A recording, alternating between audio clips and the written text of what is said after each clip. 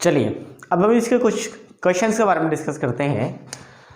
एक और बात आपको यहाँ पे ध्यान रखना है कि अगर क्वेश्चन में मेंशन नहीं है कि आपके पास ये कौन सा इफेक्ट है, यानी कि इफेक्ट नहीं, कौन सा फेज है, गैसियस या एक्वस फेज है, तो हम उसको गैसेस फेज को ही मान के चलेंगे। बट अगर क्वेश्चन में स्पेशली मेंशन है कि आपका एक्वस फेज है तो वहाँ पे आपको वहाँ पे केयरफुली रहना पड़ेगा, उसको देखना पड़ेगा। ठीक है, तो चलिए हम बात करते हैं कुछ क्वेश्चंस का। तो बेसिकली जो भी क्वेश्चंस हो गए मैक्सिमम आपके पास कौन सा फेज में होंगे, गैसेस फेज में ही होंगे। तो हम इसकी डिस्कस करते हैं कि लेट्स सपोज आपके पास यहाँ पे NH2 है, यहाँ पे फ्लोरीन और क्लोरीन है। फिर ऐसे आपके पास अगर बीच में NH के साथ एक रिंग हमने ऐड कर दिया, साइक्लिक स्ट्रक्चर।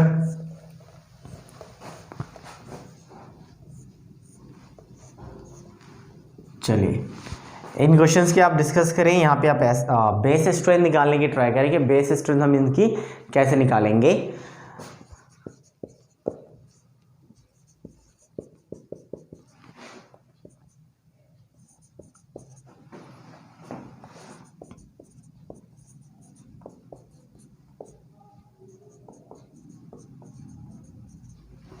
इन क्वेश्चंस की बात करें, फर्स्ट क्वेश्चन में अगर आप देखोगे तो फर्स्ट क्वेश्चन में क्या है, बहुत ही सिंपल है कि फर्स्ट क्वेश्चन में हमें देखना है कि इलेक्ट्रॉन डेंसिटी कहाँ पे ज़्यादा है, क्योंकि आपके पास फेज मेंशन नहीं, यानी कि गैसेस फेज है, तो इलेक्ट्रॉन डेंसिटी जहाँ पे ज़्यादा होगा उसके बेसिक स्ट्रेंथ ज़्यादा होगी, क्योंकि उसके इलेक्ट्रॉन डोनेट करने की टेंडेंसी ज़्यादा होगी। तो यहाँ पे अगर बेस स्ट्रेंथ की बात करें तो सिंपल क्या हो जाएगा, आपके पास यहाँ पे NH2 और NH2 यहाँ पे दोनों में सेम है। फ्लोरीन क्या करेगा, इलेक्ट्रॉन को विड्रॉ करेगा, क्लोरीन भी क्या करेगा, इलेक्ट्रॉन को विड्रॉ करेगा, बट फ्लोरीन ज्यादा विड्रॉ करेगा, इलेक्ट्रॉन डेंसिटी ये ज्यादा डिक्रीज करेगा, तो बेसिक स्ट्रेंथ क्या हो जाएगा, सेकंड वाले का ज्यादा हो जाएगा। सेकंड वाले क्वेश्चन की बात करते हैं, यहाँ पे आपके पास मान लो एक फ्लोरीन यहाँ पे भी ऐड है, CH3 ऐड है। अब अगर बात करें तो यहाँ पे आप देख सकते हो कि ये 2 डिग्री है और यहाँ पे ये 3 डिग्री है, तो ऑब्वियसली क्या होगा, 3 डिग्री का ज्यादा होगा basic strength as compare to 1 degree. Next question की बात करें तो दोनों ही 2 डिग्री है, ये भी 2 डिग्री है और ये भी 2 डिग्री है। नेक्स्ट हम बात करें तो यहाँ पे आपके पास दोनों तरफ से इलेक्ट्रॉन डोनेशन होगा, बट ये क्या करेगा, इलेक्ट्रॉन को विड्रॉ कर लेगा, तो ये -I की वजह से इलेक्ट्रॉन को उल्टा विड्रॉ करेगा, इलेक्ट्रॉन डेंसिटी को डिक्रीज करेगा, तो स्टेबिलिटी को भी डिक्रीज करेगा। तो इस तरीके से क्या होता है, हालांकि हम अभी जब कंजुगेशन हाइपर कंजुगेशंस कर लेंगे, फिर जब रेजोनेंस इफेक्ट कर लेंगे, यानी मेजोमेरिक इफेक्ट आता है रेजोनेंस इफेक्ट में, उसको कर लेंगे, फिर हम क्या करेंगे, डिस्कस करेंगे और भी बहुत सारे क्वेश्चंस बेस स्ट्रेंथ के। एक और वैरायटीज बन सकता है इसमें, उसके बारे में डिस्कस कर लेते हैं। लेट्स सपोज आपके पास मान लो CH2 नेगेटिव है, CH3 कर लेते हैं, CH3 negative, NH -NH2 negative और OH नेगेटिव और F नेगेटिव। इनकी बात करें, इसकी बेसिक स्ट्रेंथ की बात करें, इसकी बेसिक स्ट्रेंथ कैसे निकालेंगे, तो इसकी बेसिक स्ट्रेंथ अगर निकालना चाहे तो बहुत ही सिंपल है। सबके पास नेगेटिव चार्ज है तो लॉन पेयर को डोनेट कर सकता है, लॉन पेयर को डोनेट करेगा तो इसकी बेसिक स्ट्रेंथ होगी कुछ ना कुछ। तो अगर हम बात करें लेफ्ट टू राइट जाने पे तो आपका इलेक्ट्रोनेगेटिविटी इंक्रीज हो रहा है, और इलेक्ट्रोनेगेटिव क्या होता है, ज़्यादा इलेक्ट्रोनेगेटिव आइटम्स पे नेगेटिव चार्ज स्टेबल होता है, तो ये ज़्यादा इलेक्ट्रोनेगेटिव आइटम्स है तो इस पे नेगेटिव चार्ज स्टेबल है। अगर यहाँ पे स्टेबल है तो जल्दी डोनेट नहीं करेगा, अगर यहाँ ज़्यादा स्टेबल है तो ये कम स्टेबल है, और हमने बात की थी जो कम स्टेबल होगा उसकी बेसिक स्ट्रेंथ ज़्यादा होगी। तो उस कंडीशंस भी हम देख सकते हैं कि ये क्या हो जाएगा कंडीशन, कि इसका बेसिक स्ट्रेंथ ज़्यादा होगा एज कम्पेयर टू दिस। ठीक है, तो इस तरीके से भी क्या हो सकता है, वैरायटी बना सकता है कि आपके पास 2 तरीके हो गए, एक तो नाइट्रोजन कंटेनिंग कंपाउंड हो गया और एक कहीं पे भी नेगेटिव चार्ज बना के दे देंगे। नेगेटिव चार्ज को देखना पड़ेगा, तो देखना पड़ेगा कि 2 कंडीशन है, या तो आप देखो कि इलेक्ट्रॉन डेंसिटी कहाँ पे ज्यादा है उसके बेसिक स्ट्रेंथ ज्यादा होगी, या फिर स्टेबिलिटी किसकी कम है, स्टेबिलिटी कम है उसके भी बेसिक स्ट्रेंथ ज्यादा होगी, क्योंकि negative charge more electronegative atoms पे ज्यादा स्टेबल होता है, तो यहाँ पे कम स्टेबल होगा, बेसिक स्ट्रेंथ ज्यादा होगा। ऐसे बहुत सारे क्वेश्चंस बन सकते हैं। यहाँ पे अगर बनाना चाहो तो क्वेश्चंस में क्या हो सकता है, वैरायटीज, जैसे हमने पहले एक बार डिस्कस किया था एक एसिड स्टेन वाले में। ऐसी क्वेश्चंस अगर हम यहाँ पे डिस्कस करें कि लेट्स सपोज यहाँ पे NH2 है और फिर यहाँ पे CH2 double bond CH2 NH2 है, और एक हम कंडीशन और ले लेते हैं CH triple bond CH2 NH2 है। तो ये क्या होगा, ये वाला कंडीशंस ये माइनस आई शो करेगा, ये भी माइनस आई शो करेगा, बट ये आपके पास प्लस आई शो करेगा। जो सेम है आपके पास तीनों मॉलिक्यूल्स में, उनके हम डिस्कस नहीं कर रहे, जो डिफरेंट है वहां पे देख रहे हैं। डिफरेंट वाले में देखें तो ये दोनों क्या कर रहा है, इलेक्ट्रॉन डेंसिटी को डिक्रीज कर रहा है और ये इलेक्ट्रॉन डेंसिटी को इंक्रीज कर रहा है। तो ऑब्वियसली इंक्रीज होगा तो इसका ज़्यादा होगा, फिर ये माइनस आई इसका ज़्यादा होगा क्योंकि ये इलेक्ट्रोनेगेटिव ज़्यादा है, एसपी है, एसपी इलेक्ट्रोनेगेटिविटी ज़्यादा होती है, इलेक्ट्रॉन डेंसिटी को ज़्यादा डिक्रीज करेगा, तो ऑब्वियसली क्या होगा, उसकी बेसिक स्ट्रेंथ कम होगी, तो इसके ज़्यादा हो जाएगा, यानी first, second and then third. अब ऐसी क्वेश्चंस हो सकते हैं कि आपका मान लो नाइट्रोजन के साथ ही डायरेक्टली क्या है, आपके पास डबल बॉन्ड है, जैसे CH2 है, नेक्स्ट में CH double bond NH2 already है तो NH हो जाएगा, और यहाँ पे CH2 और लास्ट में CH ट्रिपल बॉन्ड N। और हम इन तीनों की बात करें, इन तीनों में अगर हमें बेसिक स्ट्रेंथ निकालनी है तो हम कैसे निकालेंगे, कन्फ्यूजन हो सकता है यहाँ पे कि सर यहाँ पे कैसे करें, यहाँ पे तो आपके पास लॉन पेयर तीनों जगह पे है और ये डायरेक्टली कनेक्टेड है तो हम माइनस आई कैसे देखेंगे। तो बहुत ही सिंपल है, आप पहले हाइब्रिडाइजेशन देख लो, तो इसकी हाइब्रिडाइजेशन होगी sp, इसके पास हो जाएगा sp2 और ये sp3। तो इन तीनों नाइट्रोजन की बात करें तो ऑब्वियसली ये नाइट्रोजन ज़्यादा इलेक्ट्रोनेगेटिव है और ज़्यादा इलेक्ट्रोनेगेटिव जल्दी इलेक्ट्रॉन को डोनेट नहीं करता। जैसे यहाँ पे ये स्टेबल तो होता है और स्टेबल होता है तो इलेक्ट्रॉन को डोनेट नहीं करेगा, तो उसी कॉन्सेप्ट से कि मान लो अगर ये ज़्यादा इलेक्ट्रोनेगेटिव है तो ज़्यादा इलेक्ट्रोनेगेटिव अगर है तो इलेक्ट्रॉन को जल्दी डोनेट नहीं करेगा। तो दो कंडीशन याद रखिए, मोर इलेक्ट्रोनेगेटिव पे नेगेटिव चार्ज स्टेबल होता है, सेकेंड थी मोर इलेक्ट्रोनेगेटिव जो भी होंगे वो जल्दी इलेक्ट्रॉन को डोनेट नहीं करना चाहेगा। तो यहाँ पे क्या होगा, आपके पास इस बेसिस पे जाए तो क्या हो जाएगा, फर्स्ट वाले की बेसिक स्ट्रेंथ ज़्यादा हो जाएगी फर्स्ट वाले से। ऐसे बहुत सारे वैरायटीज बन सकते हैं कि लेट्स सपोज आपके पास ऑक्सीजन के भी ऐसे आ गए कि O नेगेटिव है, O नेगेटिव की बेसिक स्ट्रेंथ पूछ रहा है कि O नेगेटिव यहाँ पे है और यहाँ पे हमने क्या किया, फ्लोरीन ऐड कर लिया, साथ में यहाँ पे आपके पास मान लो फ्लोरीन को बिना डिस्टेंस चेंज कर दिया। और एक पॉसिबिलिटीज और हो सकता है, यहाँ पे आ गया फ्लोरीन। अब इसकी बेसिक स्ट्रेंथ अगर पूछे तो बेसिक स्ट्रेंथ कैसे निकालेंगे, तो बहुत ही सिंपल है, फ्लोरीन क्या करेगा, इलेक्ट्रॉन को विड्रॉ करेगा, इलेक्ट्रॉन को विड्रॉ करेगा तो स्टेबिलिटी बढ़ाएगा, स्टेबिलिटी बढ़ाएगा तो बेसिक स्ट्रेंथ डिक्रीज होगा। तो सबसे ज़्यादा ये स्टेबल है तो बेसिक स्ट्रेंथ सबसे कम हो जाएगा, और सबसे यहाँ पे स्टेबिलिटी कम है कि किलो इलेक्ट्रॉन को विड्रॉ कम कर रहा है तो स्टेबिलिटी ज़्यादा हो जाएगा।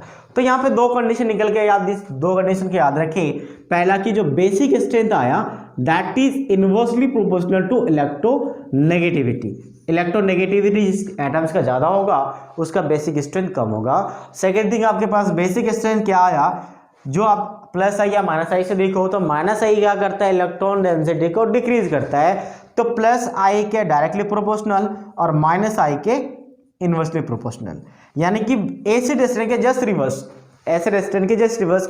एसिड स्ट्रेंथ में क्या करता था, इसके डायरेक्टली प्रोपोर्शनल था, इसके इनवर्सली था, यहाँ पे ये रिवर्स हो जाएगा। तो ये कंडीशन थी बेसिक स्ट्रेंथ की। चलिए नेक्स्ट टॉपिक के बारे में हम बात करते हैं, रेजोनेंस।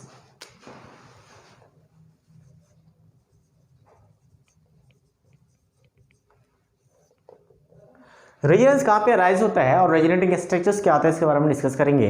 तो रेजोनेंस में सबसे पहले हम डिस्कस करते हैं resonating structure.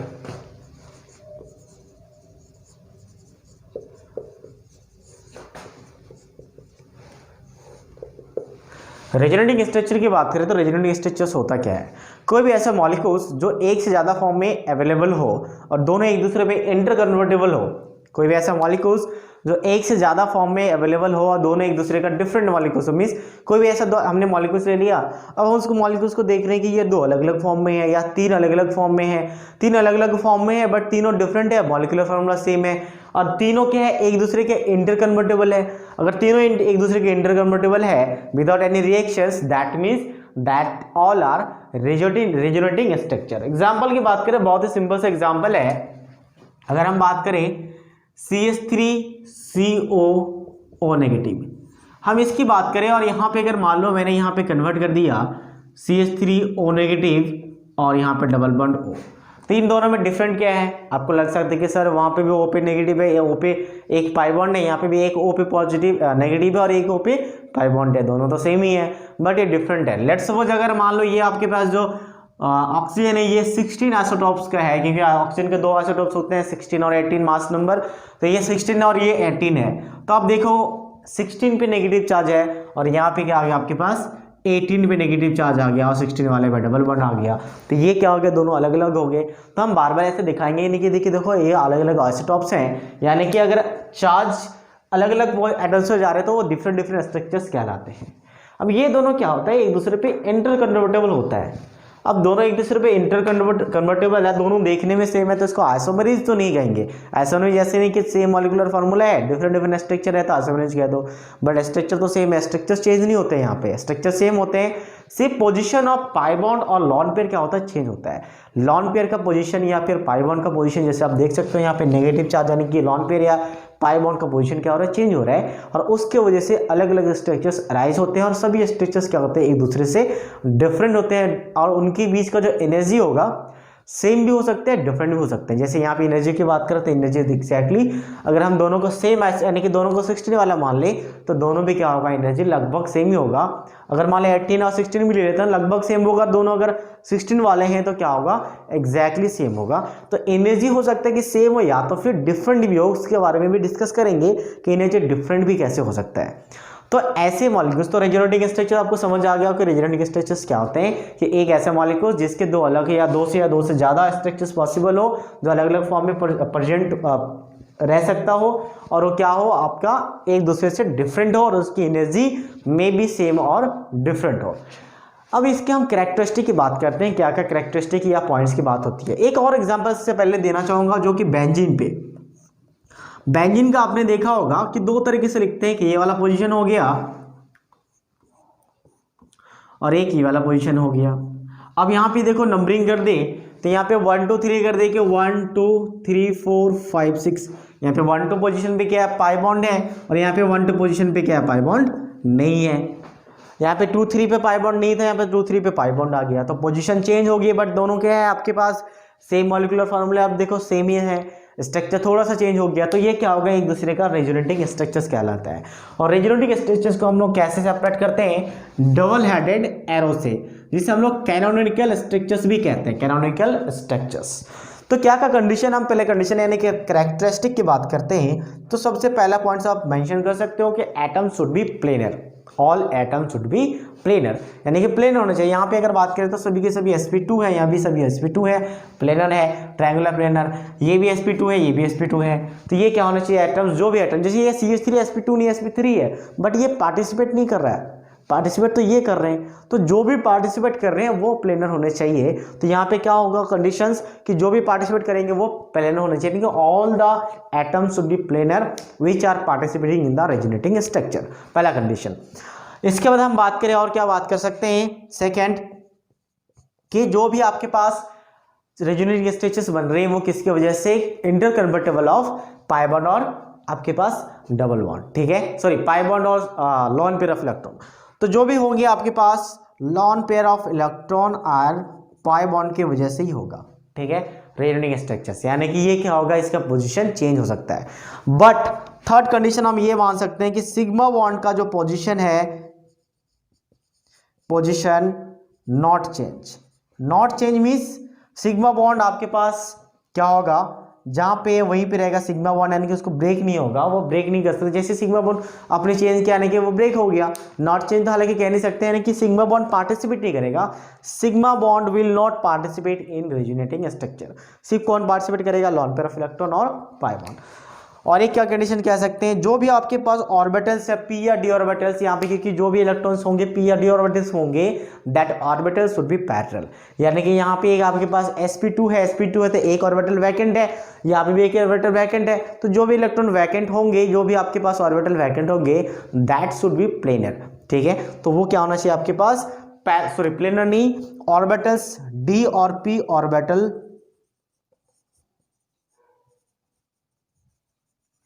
should be planar, planar, ठीक है। तो फर्स्ट कंडीशन क्या था आपके पास, हमने क्या लिखा था फर्स्ट कंडीशन में, कि सभी एटम्स क्या होना चाहिए, all atoms should be planar.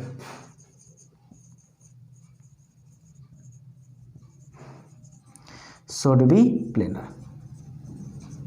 चलो इस पॉइंट को चेंज ही कर लेते हैं कि आपके पास सिग्मा लॉन पेयर और पाई बॉन्ड ही पार्टिसिपेट करेगा, विल पार्टिसिपेट